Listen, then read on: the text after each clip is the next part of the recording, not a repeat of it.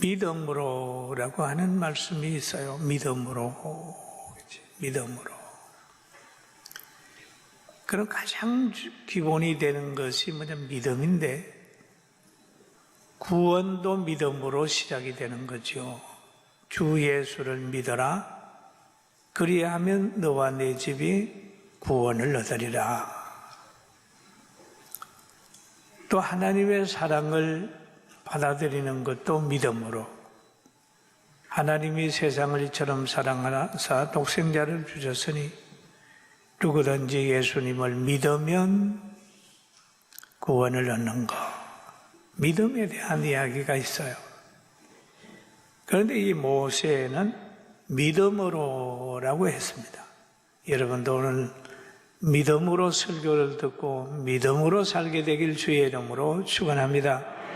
여러분이 구원받은 줄로 믿습니까? 하나님이 택한 줄로 믿습니까? 성경이 하나님의 말씀인 것을 믿습니까? 천국에 있는 것을 믿습니까? 기도가 응답되는 걸 믿습니까? 믿음이 있어야 돼요. 믿음으로. 그래서 믿음으로. 그러면 모세가 믿음으로라는 얘기를 하는데, 모세는 믿음으로 선택을 했다. 어떤 선택을 했느냐 하면, 바로의 공주로 누리는 것보다는 늘 자기 백성과 함께 고난받는 그 길을 선택을 했어요. 그럼 하나는 공주로서 왕궁에서 누리는 선택이 있고, 하나는 히브리 백성하고 함께 고난받는 게 있습니다. 그런데 그 고난받는 선택인데, 그 고난받는 것은 26절에 말합니다. 그리스도를 위하여 받는 수모를, 그리스도를 위하여 받는 수모를 애굽의 모든 보화보다 더 큰 재물로 여겼으니, 가치관의 차이가 있어요. 고난을 애굽의 보화보다 더 소중하게 여겼다. 이게 믿음으로 하는 결정이었잖아요. 그런데 이런 결정을 하게 된 이유가 있어요. 이런 결정을 하게 되기까지의 그의 교육이 있습니다. 그 교육은 뭐냐 하면, 어릴 때 어머니 젖을 먹으면서 히브리 백성의 정신을 받은 겁니다. 모세 그러면 물에서 건져냈다고 하는 뜻인데, 모세가 태어날 때는 굉장히 어려울 때였어요. 그 애굽이 히브리 백성을 굉장히 고난을 줄 때입니다. 하나님이 히브리 백성에게 복을 줘가지고 막 생육하고 번성하고 그랬어요. 그러니 애굽 사람들이 보고는, 야, 이 민족이 너무 번성하게 되면 나중에 가면 자기들을 지배할 것이라고 하는 염려가 돼서 요셉의 공로를 모르는 왕이 세워진 후에 히브리 백성들을 박해하기 시작을 했습니다. 남자아이가 태어나면 갖다 버려라는 거, 죽여라는 거. 그런데 모세가 태어났을 때 모세를 탄생시킨 부모님이 모세를 보니 너무 아름답단 말이에요. 그러니까 3개월 동안 양육을 했습니다. 숨겨서 양육을 했는데 더 이상 할 수가 없어서 그들이 정한 악법에 순응한 거죠. 가르상자를 만들어서 모세를 저 나일강에 떠내려 보낸 거예요. 가다가 갈대숲에 걸렸습니다. 그리고 모세의 누나는 모세가 어떻게 되는가를 보고 뒤에 따라가는 거죠. 그럴 때 바로의 공주가 모욕하러 나왔다가 모세를 만나서 그를 양육하려고 뜻을 정하고 유모를 구하는 중에 모세의 누나가 모세 어머니를 소개를 해서 어릴 때 바로의 공주로 들어가면서 다시 모세는 자기 어머니 품 안에서 젖을 먹으면서 히브리 교육을 받았다. 그런데 이 어려서 받은 이 교육과 정신이 40세가 돼가지고 선택의 길을 좌우하는 겁니다. 그래서 어린 아이들 성교원에서 가르쳐 놓으면 40세가 되게 되면, 장년이 되게 되면 선택을 하게 되는 거죠. 모세가 선택을 했어요. 그 내용이거든요. 바로 히브리 백성을 애굽 사람이 때렸을 때에 히브리 백성의 편에 서가지고 애굽 사람을 한 대 친 것이고만 죽어버렸어요. 그래서 그것이 알려지게 되고 모세는 저 신강야로 도망을 가잖아요. 도망을 가서 거기에서 이도로를 만나고 그 딸하고 결혼을 해가지고 처가살이를 하면서 40년이라는 긴 세월을 보냅니다. 40년이라는 세월을 보내면서 모세는 자기를 알게 된 거예요. 하나님도 알게 되고 자기도 알게 됐습니다.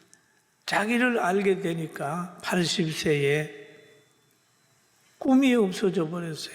너무 자기가 부족한 걸 알게 되니까 이스라엘 백성을 애굽에서 나와서 가나안으로 들어가게 되는, 해방시키겠다고 하는 꿈까지 사라져 버렸습니다.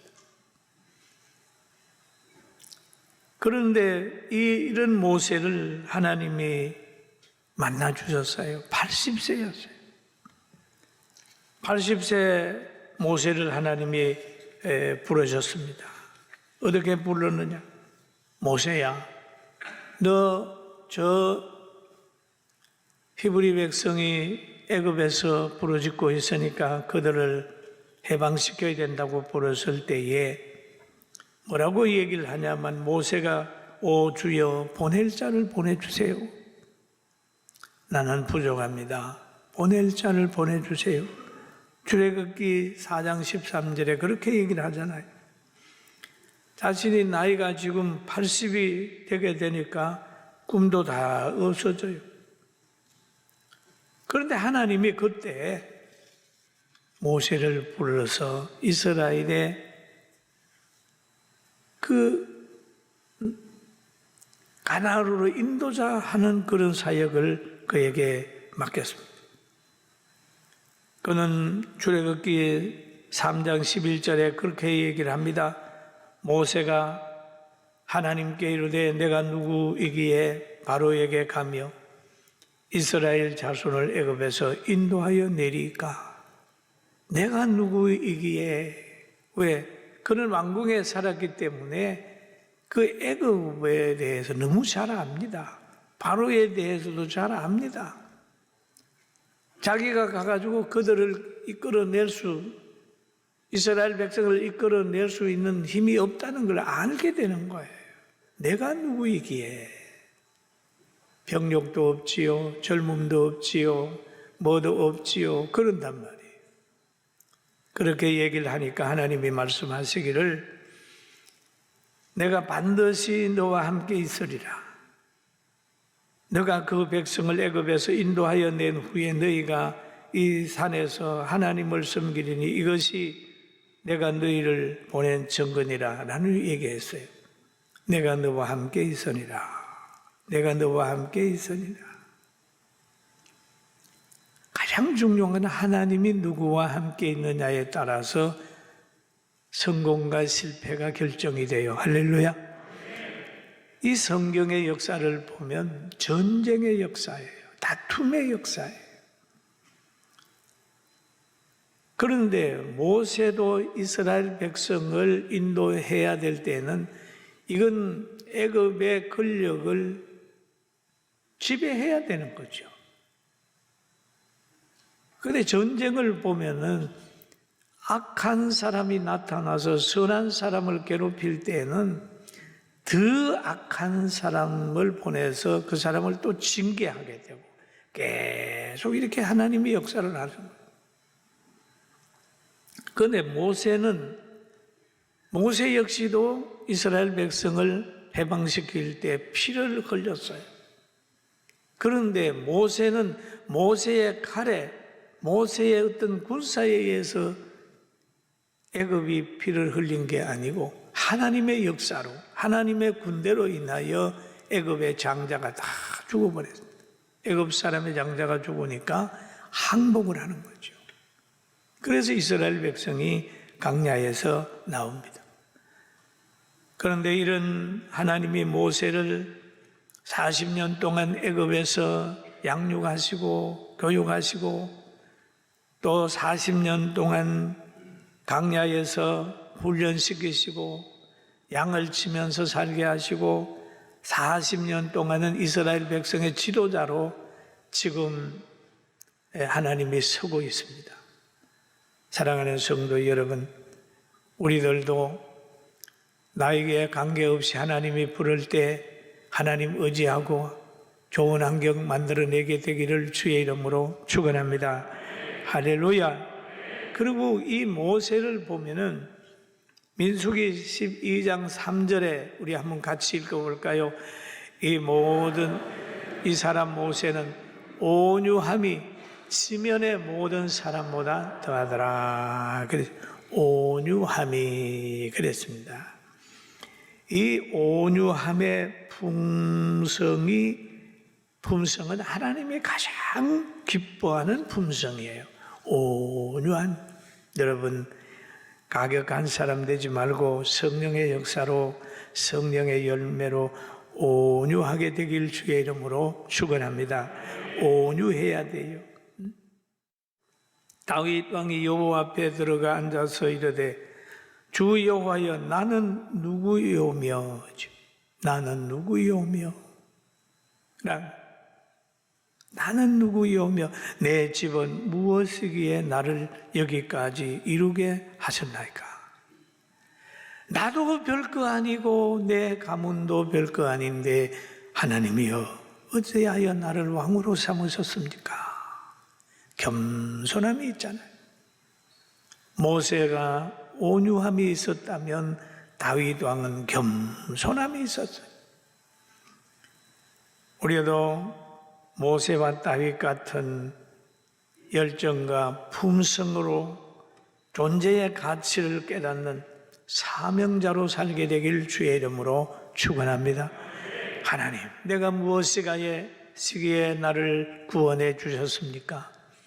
나를 직분자로 삼아 주셨습니까? 나를 목사로 삼아 주셨습니까? 우리가 하나님 앞에 앉으면 늘 약하고 죄송한 것밖에 없어요. 그냥 감사가 넘치게 되는 거죠.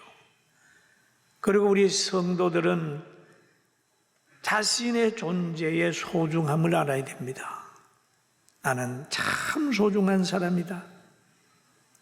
나는 내가 생각하는 이상으로 소중한 사람이다. 왜? 하나님이 나를 부르고 자기 것으로 삼았기 때문에 나는 소중한 사람이라는 걸 깨달아야 됩니다. 할렐루야. 다윗같이 가족과 자신이 생각하는 것 이상으로 하나님이 그 존재를 높여놓고 소중하게 만들어줬단 말이에요. 아무리 어려운 일이 있어도 자기의 존재를 소중히 여기고 자기의 사명을 포기하지 말아야 되는 거예요. 그런데 사람은 늘 환경과 사람에 의해서 자기가 하는 일들을 포기하려고 하는 생각이 들어옵니다.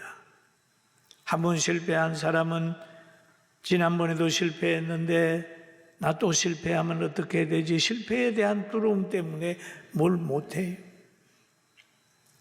여러분, 과거에 실패했더라도 지금 한번 도전해 보는 거예요.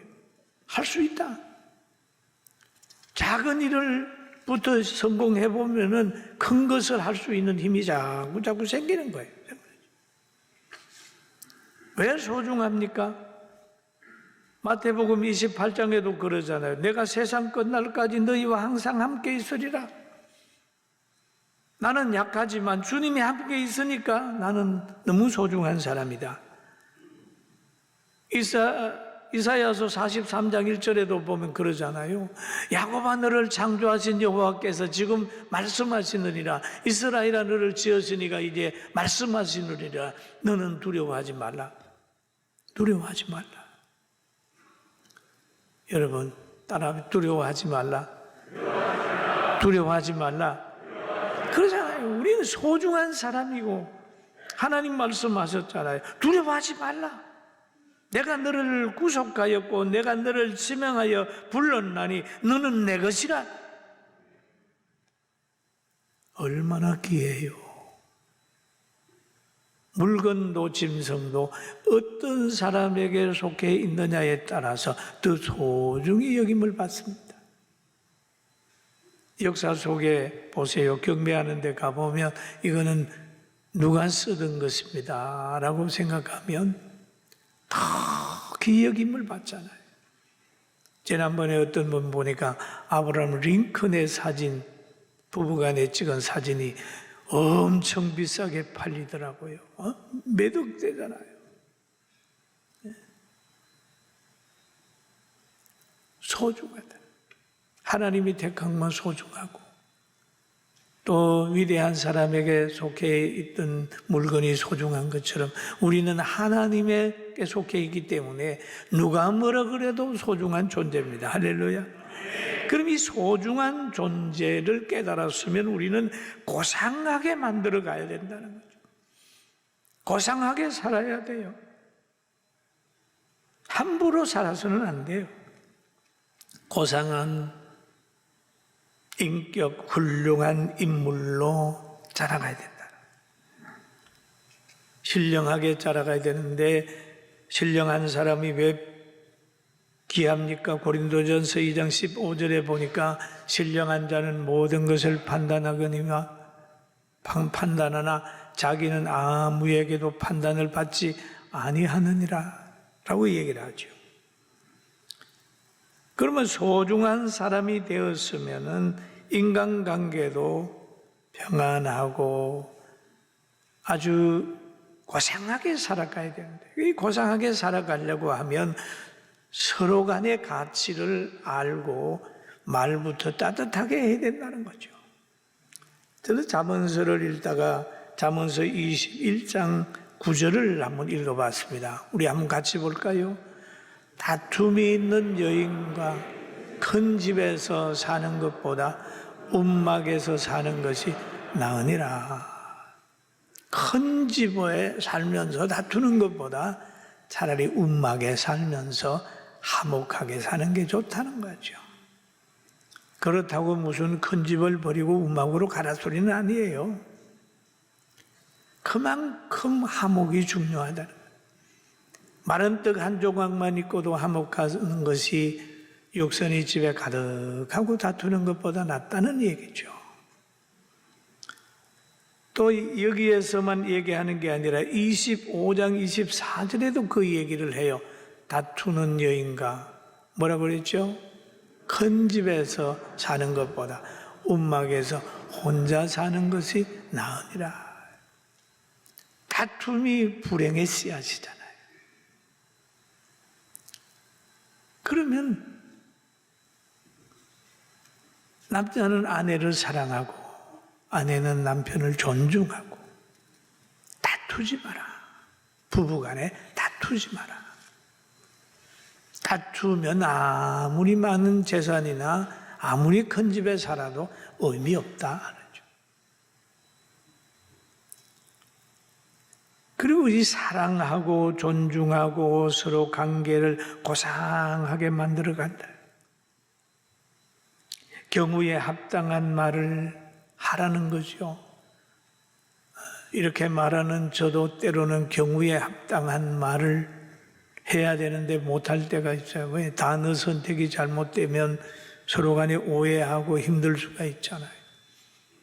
그런데 잠언서 25장에 보면 이런 말을 하죠. 경우에 합당한 말은 경우에 합당한 말은 아로새긴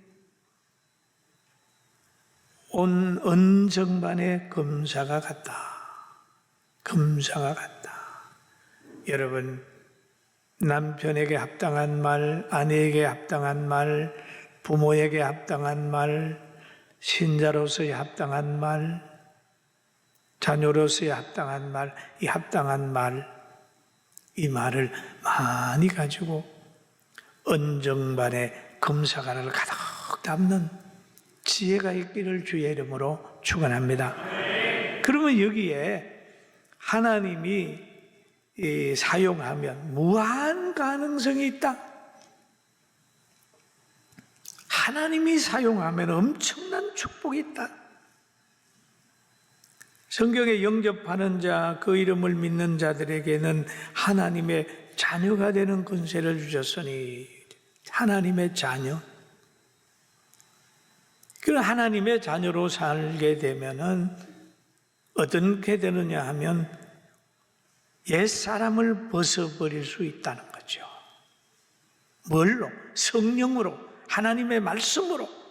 유혹의 욕심을 따라서 일어나는 구습을 벗어버릴 수 있는 능력이 생겨난다. 성령으로 새롭게 될 수 있다. 하나님의 뜻을 따라서 진리와 거룩함으로 지으심을 받은 새 사람을 입을 수 있는 능력이 있다. 그런 거죠. 그리고 보게 되면은 여러분, 미래는 여러분 우리가 하기에 달려 있습니다. 우리 하기에 달려. 우리의 미래는 아무도 책임져 주지 않습니다. 자기의 미래는 자기가 가꾸고 상도 받고 심판도 받습니다. 자기의 삶을 누구도 책임져 주지 않습니다. 계시록 22장 12절에 보니까 보라, 내가 속히 오리니 내가 줄 상이 내게 있어 각 사람에게 그가 행한 대로 갚아주리라. 행한 대로 갚아주리라. 각 사람에게 행한 대로 갚아주리라. 그리고 하나님이 약속하셨잖아요. 약속을 가지고 있는 우리들입니다. 그리고 또 보면 다니엘도 그런 얘기를 하잖아요. 지혜 있는 자는 궁창의 빛과 같이 빛날 것이요 많은 사람을 옳은 대로 돌아오게 하는 자는 별과 같이 영원토록 빛나리라 라는 얘기를 하고 있어요. 사랑하는 성도 여러분, 고상한 사람으로 인정받았으니 무한 가능성을 가지고 하나님의 능력으로 새롭게 일어납시다. 할렐루야. 이제 우리는 복음 통일을 꿈꿔야 됩니다. 남북 복음 통일 아니면 안 돼요. 이제는 출산을 위해서 우리는 기도해야 됩니다. 과거에 우리나라가 정책을 잘못했습니다. 하나만 낳아, 둘만 낳아 잘 기르고, 그러면서 사람들을 막 애기 못 가질수록 만들어가지고 지금 완전히 앞으로 100년이 지나게 되면 잘못하면 나라가 없어집니다. 잘못된 사람들만 막 번창을 해가지고 결국 나라가 없어지게 생겼어요. 우리가 하나님이 주신 창조의 능력을 가지고 생육하고 번성하고 이제는 복음 통일을 꿈꾸고 많은 자녀들 태어나면 잘 양육해서 대한민국 제사장의 나라가 되게 하고 세계를 변화시키는 나라를 만드는 우리 성도들 되길 주의 이름으로 축원합니다. 할렐루야. 여기에서 그런 생명의 역사가 나타나야 되는 거예요. 그리고 우리의 삶 속에서 보면은 모세처럼 위대한 결단할 수 있는 사람들이 나와야 돼요. 그리고 하나님이 쓰는 사람들 보면은요, 예하는 사람을 하나님이 쓰는데, 저는 예수님께서 이 땅에 오셔서 제자들을 부를 때를 보면은 또 많은 생각이 들어요. 갈릴리 호수를 지나다가 예수님이 거기에서 세베대의 아들 야고보와 그 형제 요한을 부릅니다. 요한아, 야고보아, 너 나 따라와. 부를 때에 그들은 배와 그물을 버려두고 예수님을 따라 결단입니다. 그럼 이 사람의 살아온 거하고 다른 사람이 산 거하고 비교를 한번 해보면, 당시의 왕, 제사장, 모든 사람들보다 가장 멋있게 산 사람이 예수님의 제자들입니다. 할렐루야. 천국까지 그의 이름이 있어요. 12제자, 가룟 유다는 빼고. 그럼 우리가 이 땅에서 잠시 머물다가 가는데 무슨 일을 하고 갈 거냐? 얼마나 머물다가 갈 거냐? 라고 하는 깊은 생각을 하면서 다시 하나님의 사람으로 열심히 살다가 우리 육체가 무너지면 우리의 영혼이 하나님의 나라 쫙 가서 영광받으면서 누리고, 또 이 땅에서도 하나님이 주신 가정에서 서로 간에 사랑하면서 다투지 말고 복음 전하면서 살아간다면 여러분과 저는 이 세상에서 가장 소중한 사람이요, 고귀한 사람이요, 능력 있는 사람이요, 행복한 사람인 것을 믿게 되길 주의 이름으로 축원합니다. 할렐루야. 기도드리겠습니다. 거룩하신 아버지 하나님, 감사합니다. 오늘도 귀한 말씀 마음에 깊이 새기면서 바른 선택할 수 있는 지혜와 분별력을 허락하여 주시고, 오늘도 예배드리고 있사오니 이 예배가 하나님께는 영광이 되고 우리에게는 하늘은 축복이 되게 하여 주시옵소서. 예수님의 이름으로 간절히 기도드립니다. 아멘.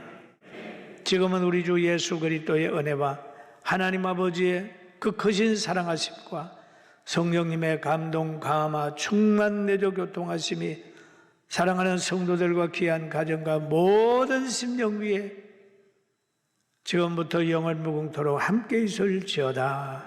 아멘.